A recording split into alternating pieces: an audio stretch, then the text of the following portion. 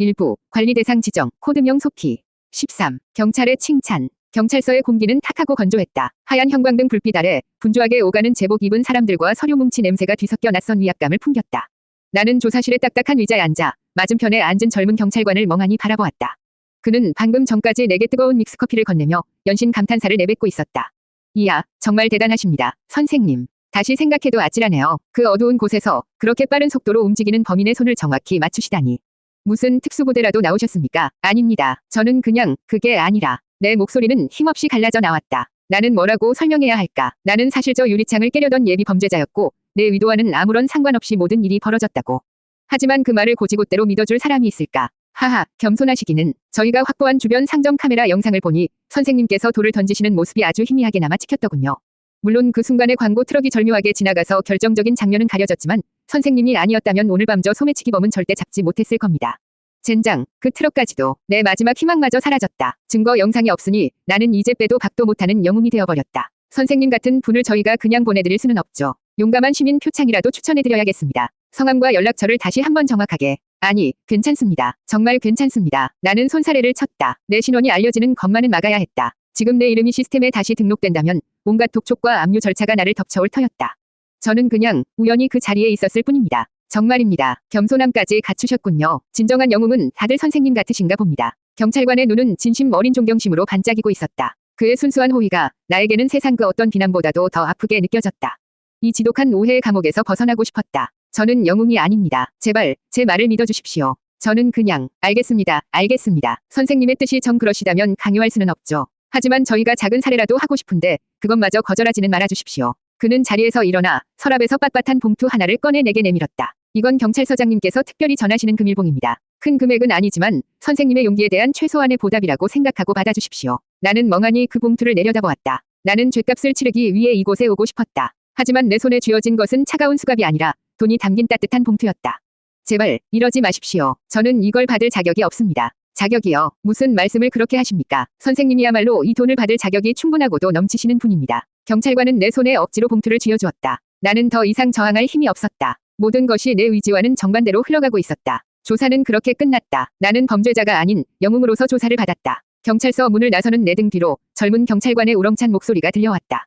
용감한 시민이시군요. 안녕히 가십시오. 나는 대답하지 않았다. 아니, 대답할 수 없었다. 나는 도망치듯 경찰서를 빠져나왔다. 주머니 속에는 원치 않는 영웅의 대가가 묵직하게 들어있었다. 나는 이제 이 도시에서 가장 유명한 영웅이자 가장 비참한 실패자가 되었다. 14. 누리의 어설픈 보고. 임영관리국 상황실은 폭풍전야처럼 고요했다. 왕 팀장은 자신의 집무실에서 뿜어져 나오는 냉기로 상황실 전체의 데이터 흐름을 거의 정지시킬 지경이었다. 누리는 떨리는 걸음으로 집무실 문 앞에 섰다. 그녀의 손에는 위기상황 1단계 처리 결과 보고서가 들려 있었다. 그녀는 스스로 생각하기에 이번 임무는 성공적이었다. 비록 과정에 약간의 소란이 있었지만 어쨌든 관리 대상 소피의 신병이 구속되는 최악의 상황은 막아냈으니까. 팀장님, 누리입니다. 임무 보고 드립니다. 들어와. 문 안쪽에서 들려오는 목소리는 빙하처럼 차가웠다. 누리는 마른 침을 삼키고 안으로 들어섰다. 왕 팀장은 그녀에게 등을 돌린 채 거대한 빛의 구슬을 내려다보고 있었다. 구슬 표면에는 소피와 관련된 수많은 데이터들이 폭포수처럼 흘러내리고 있었다. 특히 용감한 시민, 숨은 영웅 같은 단어들이 붉은색 경고 표시와 함께 깜빡이고 있었다. 팀장님, 이번에도 성공적으로 막았습니다. 누리는 애써 밝은 목소리로 자신의 성과를 강조하며 보고서를 내밀었다. 관리 대상 소피, 2차 범죄 시도인 재물손괴를 시도했으나 현장 요원의 신속한 판단과 외부 조력자, 코드명, 바람, 의 완벽한 협조 아래 의도치 않은 소매치기 검거라는 강제 선행으로 유도하여 구속 상태 진입을 성공적으로 저지했습니다. 그녀의 보고가 끝나자 길고 무거운 침묵이 흘렀다. 왕 팀장은 아주 천천히 삐걱거리는 낡은 기계처럼 몸을 돌렸다. 그의 얼굴에는 아무런 표정이 없었다. 그것은 분노보다 더 무서운 모든 것을 포기한 자의 공허한 표정이었다. 그가 입을 열었다. 성공. 네, 자네 지금 그걸 성공이라고 했나? 왕 팀장의 목소리는 조용했지만 그 안에 담긴 압력은 누리의 숨통을 조여왔다. 팀장님, 어쨌든 체포되는 건 막지 않았습니까? 저희의 1차 목표는 그것이었으니 1차 목표, 누리 요원, 자네는 아직도 이 일의 본질을 전혀 이해하지 못하고 있군.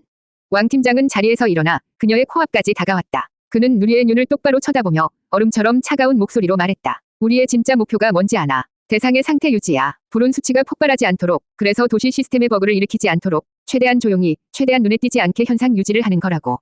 그런데 자네가 한 짓이 뭔지 알아? 그는 손가락으로 빛의 구슬을 가리켰다. 화면 가득 떠 있는 영웅이라는 단어들. 온 도시가 주목하는 영웅을 만들어놨어. 이제 저 양반은 길 가다 넘어지기만 해도 신문에 날 거라고. 우리가 이전처럼 자유롭게 개입할 수 있는 여지가 완전히 사라졌다는 소리야. 이게 성공인가? 이게 성공이냐고. 왕 팀장의 목소리가 마침내 터져 나왔다. 그의 분노는 데이터의 흐름을 역류시켜 상황실 전체의 조명을 위태롭게 깜빡이게 만들었다. 죄송합니다. 저는 거기까지는 미처 생각하지 못했겠지. 그러니까 자네가 아직 신참인 거야. 바로 그때 그들의 대화 사이로 유쾌한 바람 소리와 함께 가람의 목소리가 끼어들었다. 워워, 영감. 신입한테 너무 빡빡하게 구는 거 아니야. 어쨌든 결과는 좋잖아. 저 양반, 지금쯤이면 자기가 무슨 저주라도 받았다고 생각할걸. 아주 꼴이 볼만하다고. 어느새 나타난 가람이 왕 팀장의 어깨에 팔을 두르며 낄낄거렸다. 왕 팀장은 지끈거리는 관자놀이를 누르며 가람의 팔을 거칠게 뿌리쳤다. 넌 좀 빠져. 이 망할 놈의 바람개비야. 내 놈의 그 쓸데없는 장난질 때문에 일이 얼마나 꼬였는지 알아. 재미있으면 그만이지. 안 그래, 신참. 가람은 누리를 보며 윙크했다. 누리는 고개를 숙인 채 아무 말도 하지 못했다. 왕 팀장은 더 이상 상대할 가치도 없다는 듯 깊은 한숨을 내쉬며 자리에 앉았다. 나가봐. 보고서는 그냥 어제 양식 그대로 해서 다시 올려. 네, 팀장님. 누리는 무거운 발걸음으로 집무실을 빠져나왔다. 그녀는 또다시 실패했다. 아니, 그녀의 성공은 팀장에게는 더 큰 실패였다. 그녀는 이제 어떻게 해야 할지, 무엇이 옳은 것인지 전혀 알 수 없게 되었다.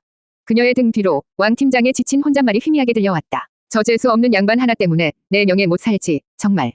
일부, 관리 대상 지정, 코드명 속히. 15. 수상한 낌새. 영웅. 나는 텅 빈 거리에서 그 단어를 곱씹었다. 주머니 속에는 경찰서장이 건넨 묵직한 봉투가 들어있었다. 영웅의 대가. 범죄의 대가로 받았어야 할 죗값이 영웅의 상금으로 둔갑하여 내 주머니를 채우고 있었다. 나는 허탈하게 웃었다. 이 세상에 이보다 더 완벽한 부조리가, 이보다 더 지독한 코미디가 또 있을까? 이 돈으로 뭘 하지? 따뜻한 역관방에서 하룻밤을 보낼까? 아니면 뜨거운 국밥이라도 한 그릇 사 먹을까? 잠깐의 유혹이 스쳤지만 나는 이내 고개를 저었다. 그럴 수 없었다. 이 돈을 쓰는 순간 나는 내가 영웅이라는 세상의 거짓말을 인정하는 꼴이 된다. 이것은 상금이 아니라 내 실패를 증명하는 낙인이었다. 나는 차라리 굶주리고 얼어 죽을지언정 이 돈에 손을 댈 수는 없었다. 나는 정처 없이 걸었다. 발바닥이 아픈 줄도 몰랐고 살을 애는 바람이 차가운 줄도 몰랐다. 내 머릿속은 온통 하나의 생각으로 가득 차 있었다. 단순한 불운이 아니야. 처음에는 그저 내가 재수가 없는 탓이라고 생각했다. 하지만 이제는 아니었다. 두 번이 완벽한 실패를 복귀할수록 내 등골을 타고 서늘한 한기가 흘렀다. 첫 번째, 레스토랑. 그 와인잔은 대체 뭐였을까? 테이블 위를 스스로 미끄러지듯 움직였어. 마치 살아있는 생물처럼. 그리고 그 갑부의 변덕. 모든 것이 너무나도 절묘했어. 내가 마지막 대사를 내뱉으려던 바로 그 순간에 나는 걸음을 멈추고 하늘을 올려다보았다. 도시의 불빛에 가려 별 하나 보이지 않는 탁한 밤하늘. 두 번째, 명품 매장. 이번에는 바람이었다. 바람 한 점 없던 밤이었는데 어디선가 갑자기 회오리바람 같은 것이 나타나 내 돌멩이를 감쌌어. 그리고는 궤도를 비틀어 버렸지. 그것뿐만이 아니야. 경찰이 말했지. 결정적인 순간에 광고 트럭이 카메라를 가렸다고. 어떻게 이렇게까지 완벽한 우연이 연달아 일어날 수 있지? 우연. 그래. 한 번은 우연일 수 있다. 하지만 두 번, 세 번 계속된다면 그것은 더 이상 우연이 아니다. 그것은 명백한 의지다. 뭔가 이상해. 내 행동을 누가 읽고 있는 것 같아. 나는 나 자신에게만 들리는 목소리로 중얼거렸다. 소름이 돋았다. 보이지 않는 누군가가 혹은 무언가가 거대한 장기판 위에 나를 올려놓고 내가 술을 둘 때마다 번번이 훈수를 두며 판을 망치고 있는 기분이었다. 나의 모든 계획, 모든 의도를 손바닥 들여다보듯 꿰뚫어보고 한 발 앞서 나를 방해하고 있었다. 대체 누구지? 무엇 때문에 내가 감옥에 가는 것이 그렇게나 마음에 들지 않는 건가? 나는 주머니 속의 돈 봉투를 꺼내보았다. 두툼한 종이 뭉치. 어쩌면 이것이 그들의 목적이었을지도 모른다. 나를 범죄자로 만드는 대신 영웅으로 만들어 이 사회에 다시 편입시키려는 것. 나에게 올바른 길을 가라고 친절하게 등을 떠밀고 있는 것일지도. 웃기지 마. 나는 봉투를 다시 주머니에 쑤셔 넣으며 으르렁거렸다. 당신들이 누구인지는 모르겠지만 이건 내 인생이야. 내 생존 방식이라고. 당신들이 정해준 길 따위는 가지 않아. 내가 갈 길은 내가 정해. 그리고 내가 정한 길은 바로 저 차가운 감옥뿐이다. 내 마음속에서 새로운 투지가 불타올랐다. 이전의 분노가 세상을 향한 막연한 것이었다면 이제의 분노는 명확한 대상을 향하고 있었다. 나를 조종하려는 보이지 않는 손. 나는 그 손을 물어뜯어서라도 내 의지를 관철시킬 것이다. 좋아. 어디 한번 해보자는 건가? 당신들이 물리적인 방법으로 나를 방해한다면 나는 당신들이 절대로 개입할 수 없는 방법으로 응수해주지. 나는 더 이상 도망치지 않기로 했다. 나는 싸우기로 결심했다. 이 도시에 보이지 않는 신과 한낱 미물에 불과한 인간의 처절한 싸움. 나의 세 번째 시도는 이제 단순한 범죄 계획이 아니었다. 그것은 나의 자유의지를 건 장엄한 선전포고가 될 터였다. 2부, 정령과의 기묘한 동거. 16. 3차 시도, 광장의 외침. 나는 전략을 수정했다. 나의 상대는 물리적인 현상을 조종할 수 있는 능력을 가졌다. 바람을 일으키고 사물의 움직임에 관여한다. 그렇다면 돌멩이나 와인잔처럼 외부의 사물을 이용하는 방식은 더 이상 통하지 않는다. 그들이 개입할 여지를 주어서는 안 된다. 그렇다면 방법은 하나뿐이다. 외부의 도구가 아닌 오직 나 자신만을 이용하는 것. 내 몸과 내 목소리. 그들이 내 팔다리를 조종할 수는 없을 테고 내 목소리를 빼앗을 수도 없을 것이다. 이것이야말로 그 어떤 외부의 개입도 불가능한 가장 순수하고 원초적인 형태의 범죄다. 이번엔 다르다. 돌멩이도 와인잔도 없어. 오직 내 목소리뿐이다. 나는 도시의 심장부, 거대한 광장을 향해 걸었다. 그곳은 질서와 평화, 그리고 시민들의 안락한 휴식을 상징하는 공간이었다. 낮에는 아이들이 뛰어놀고 밤에는 연인들이 사랑을 속삭이는 곳. 그곳의 평화를 깨뜨리는 것. 그것이야말로 이 도시의 심장에 직접 비수를 꽂는 행위와도 같았다. 광장은 넓고 고요했다. 은은한 조명 아래 잘 가꾸어진 나무와 텅 빈 벤치들이 침묵 속에 잠겨 있었다. 멀리서 간간히 자동차 소리가 들려올 뿐 그곳은 도시의 소음으로부터 격리된 거대한 섬과도 같았다. 이 평화를 깨뜨려주마. 이 위선적인 고요함을 내 비명으로 찢어주겠어. 나는 광장의 가장 중심, 거대한 조형물 아래에 섰다. 마치 무대 위에 오른 배우처럼. 하지만 나에게는 관객도, 대사도 없었다. 오직 터져 나오기 직전에 응축된 외침만이 존재할 뿐이었다. 고성방가, 업무방해, 죄명은 가볍겠지. 하지만 상관없어. 중요한 것은 이 행위의 상징성이야. 이것은 그 어떤 선의로도 포장할 수 없는 명백한 반사회적 행동이다. 나는 숨을 깊게 들이마셨다. 차가운 공기가 폐부 깊숙이 박혀왔다. 내 모든 절망, 모든 분노, 모든 억울함을 이 한 번의 외침에 담아낼 작정이었다. 이것은 단순한 소음이 아니었다. 시스템으로부터 지워진 한 존재가 자신의 목소리로 세상의 마지막 접속을 시도하는 처절한 외침이었다. 나는 주변을 둘러보았다. 아무도 없었다. 이 완벽한 고요함 속에서 내 외침은 더욱더 크고 날카롭게 울려 퍼질 터였다. 나는 두 주먹을 불끈 쥐었다. 모든 준비는 끝났다. 보고 있나. 나를 조종하려는 비겁한 당신. 이번에는 당신 뜻대로 되지 않을 거야. 이것은 온전히 나의 의지, 나의 목소리, 나의 죄다. 나는 고개를 들고 텅 빈 밤하늘을 향해 입을 벌렸다. 내 목구멍에서부터 시작된 뜨거운 무언가가 마침내 세상 밖으로 터져나왔다. 흐아아아아. 이 망할 놈의 세상아. 2부. 정령과의 기묘한 동거. 17. 오해로 시작된 플래시몹. 내 목구멍을 찢고 나온 절규는 밤의 고요함을 산산조각냈다. 그것은 억압된 분노의 포효였고 세상으로부터 지워진 존재의 서러운 울부짖음이었으며 아무도 들어주지 않는다는 것을 알면서도 내지를 수밖에 없는 마지막 발악이었다. 흐아아아아. 이 망할 놈의 세상아. 됐다. 이 정도면 충분해. 이 정도의 소음이라면 분명 누군가 신고할 것이고 내 완벽한 범죄는 마침내 성공할 것이다. 당신들이 아무리 대단한 힘을 가졌어도 내 목소리까지 빼앗지는 못하겠지. 나는 숨이 턱까지 차오를 때까지 소리를 질렀다. 하지만 내 외침이 광장의 정적에 남긴 균열은 아주 잠시뿐이었다. 내 절규가 채 끝나기도 전에 믿을 수 없는 기적이 일어났다. 팀장님, 대상 소피의 존재 소멸 위지 수치가 급상승하고 있습니다. 위험합니다. 임용관리국 상황실, 마루의 다급한 외침이 울려 퍼졌다. 빛의 구슬 속 소피를 나타내는 데이터 그래프가 수직으로 치솟으며 붉은색 경고등을 맹렬하게 깜빡이고 있었다. 누리는 창백하게 질린 얼굴로 그 광경을 지켜보고 있었다. 어떻게, 저러다 정말 큰일이 나겠어. 누리는 발을 동동 굴렀다. 그녀가 어떻게든 개입해야만 했다. 하지만 무슨 수로 그의 목소리를 막을 수도 그의 분노를 잠재울 수도 없었다. 워워, 진정하라고, 신참. 바로 그때 그녀의 등 뒤에서 유쾌한 바람 소리와 함께 가람의 목소리가 들려왔다. 그는 어느새 나타나 팔짱을 낀 채 흥미롭다는 듯이 빛의 구슬을 들여다보고 있었다. 선배님, 지금 장난칠 때가 아니에요. 저러다 소피 씨는, 알아. 저 양반 지금 자기 영혼을 통째로 불태우고 있잖아. 아주 장관이야. 그런데 말이야, 신참. 불은 말이지. 그냥 덮어놓고 끄려고 하면 더 크게 번지는 법이야. 그럼 어떡해요? 가람의 눈이 장난스럽게 반짝였다. 더 큰 불로 덮어버리는 거지. 저 양반의 절규를 세상에서 가장 시끄러운 소음으로 만들어 버리는 거야. 아무도 그의 진짜 비명을 듣지 못하도록. 가람은 손가락을 까닥이며 윙크했다. 마침 오늘 저 광장에서 재미있는 친구들이 모이기로 약속이 되어 있거든. 내 외침이 어떤 거대한 스위치를 누른 것처럼 나를 둘러싸고 있던 광장의 어둠이 일제히 빛으로 폭발했다. 뭐야. 광장 가장자리의 나무 그늘 아래, 조형물 뒤편, 벤치 밑에 어둠 속에 숨어있던 수백 개의 스마트폰 불빛이 동시에 켜졌다. 수백 개의 작은 태양들이 일제히 떠올라 무대 중앙에 선 배우를 비추는 조명처럼 내 몸 위로 쏟아져 내렸다.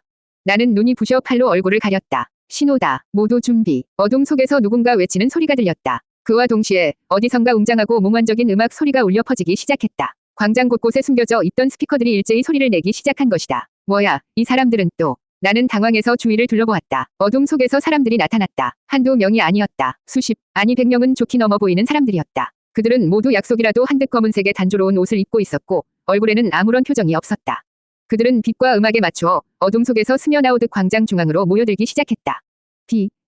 비키시오. 나는 이 기괴한 행렬에서 벗어나려 했지만 그들은 나를 중심으로 거대한 원을 그리며 멈춰 섰다. 그리고 음악의 절정 부분에서 일제히 움직이기 시작했다. 그들의 움직임은 하나의 거대한 생물처럼 완벽하게 동기화되어 있었다. 때로는 격렬하게 팔을 뻗고 때로는 고통스러운 듯 몸을 웅크렸다. 이게 대체 무슨 상황이지? 내 절규가 저들의 시작 신호라도 됐다는 건가? 나는 그 모든 것의 중심에 마치 태풍의 눈처럼 고요하게 서 있었다. 무용수들은 나를 없는 사람 취급하지 않았다. 오히려 그들은 나를 이 공연이 가장 중요한 일부 혹은 이 모든 것을 지휘하는 예술가로 대하는 듯했다. 그들은 내 주변을 맴돌며 춤을 추었고 몇몇은 내 곁을 스쳐 지나가며 내 굳어버린 팔을 잠시 붙잡았다가 놓기도 했다. 마치 절망 속에 굳어버린 현대인을 표현하는 예술 작품의 일부가 된 것처럼. 이봐요. 당신들 지금 뭐 하는 거요? 이거 놔. 나는 필사적으로 저항했지만 그들의 움직임은 멈추지 않았다. 나는 완전히 얼어붙었다. 나는 소리를 지르러 이곳에 왔다. 하지만 내 절규는 가장 완벽한 타이밍에 가장 완벽한 오해를 낳으며 한편이 장엄한 예술 공연을 탄생시켰다. 나는 다시 한번 내 의지를 배신당했다. 이번에는 도시의 침묵이 아니라 도시의 요란한 함성이 내 계획을 삼켜버렸다. 나는 이 거대한 연극의 주인공이 되어 수백 개의 불빛 아래에서 옴짝달싹 못한 채 음악이 끝나기만을 기다릴 수밖에 없었다. 18. 샵 광장의 밑줄 예술가. 음악이 끝나자 무용수들은 일제히 동작을 멈추었다. 그들은 숨을 헐떡이면서도 조금의 흐트러짐도 없이 나를 향해 깊이 허리를 숙였다.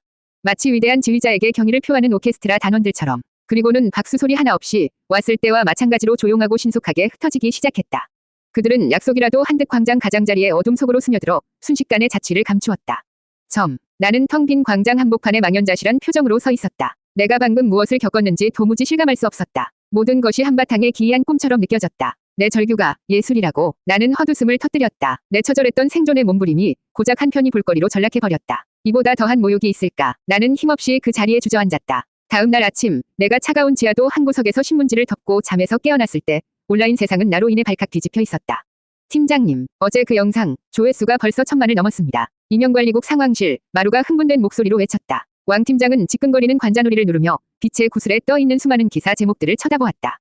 속보, 도시의 침묵을 깨운 의문의 게릴라 퍼포먼스. 심층 분석, 그의 절규는 현대 사회를 향한 가장 순수한 외침인가. 화제의 인물, 우리는 그를 광장의 예술가라고 부른다. 젠장, 가람 이놈, 이를 이렇게까지 키워놓다니. 왕 팀장은 욕설을 내뱉었다. 누리는 옆에서 어쩔 줄 몰라 하며 인터넷 댓글들을 읽어내려갔다. 와, 진짜 소름 돋는다. 저 절규하는 남자분 연기 아니지. 진짜 영혼을 담아서 소리 지르는 것 같아. 저분이 바로 이 시대의 뱅크시 아닐까. 얼굴 없는 예술가라니 너무 멋있어. 해시태그 운동합시다. 샵 광장의 밑줄 예술가, 샵 도시의 외침. 누리는 한숨을 내쉬었다. 팀장님, 소피 씨의 불운 수치는 안정됐지만 인지도 수치가 위험할 정도로 폭발하고 있습니다. 이제 저희가 개입하기가 훨씬 더 어려워졌어요. 알고 있어. 가람이 녀석은 당분간 현장 접근 금지야. 그리고 누리 요원, 자네는 지금부터 대상 소피를 그림자처럼 따라다니며 밀착 감시해. 저 양반이 이 유명세 때문에 무슨 짓을 저지를지 몰라. 절대로 눈을 떼지 마. 네, 알겠습니다. 나는 내 새로운 명성에 대해 전혀 알지 못했다. 나는 여전히 굶주린 배를 채우기 위해 그리고 오늘 밤의 추위를 피할 잠자리를 걱정하며 차가운 도시를 헤매고 있었다. 저기, 저 사람 아니야. 어제 영상에 나온 그 사람. 헐, 진짜네. 광장의 예술가다. 어디를 가든 사람들의 수군거림이 나를 따라다녔다. 나는 영문을 몰라 어리둥절할 뿐이었다. 왜 다들 나를 쳐다보는 거지? 내 얼굴에 뭐가 묻었나? 나는 마침내 거대한 빌딩 외벽의 전광판 뉴스를 보고서야 모든 것을 알게 되었다. 화면 속에는 어젯밤에 내가 있었다. 처절하게 절규하는 내 모습, 그리고 나를 둘러싸고 춤을 추는 수백 명의 사람들. 화면 아래에는 큼지막한 자막이 떠 있었다. 도시의 심장을 울린 이름 없는 예술가, 그의 다음 행보에 세계가 주목하고 있습니다. 나는 할 말을 잃었다. 내 간절한 로그인 시도는 또다시 실패했다. 시스템은 나를 범죄자로 인식하는 대신 세상은 나를 예술가로 추앙하기 시작했다. 내 현실과 세상의 오해 사이의 거리는 이제 돌이킬 수 없을 만큼 멀어지고 있었다. 나는 미친 듯이 웃기 시작했다. 웃음인지 울음인지 모를 기괴한 소리가 내 입에서 터져나왔다. 주변 사람들이 나를 보고 경악하며 뒷걸음질 쳤다. 그래, 좋다. 예술가라. 당신들이 원하는 게 그런 거라면 기꺼이 되어주지. 당신들이 감당할 수 없을 만큼 가장 완벽하고 끔찍한 예술가가. 내 눈에 깃든 것은 더 이상 단순한 절망이 아니었다. 그것은 모든 것을 파괴하려는 차가운 관계였다.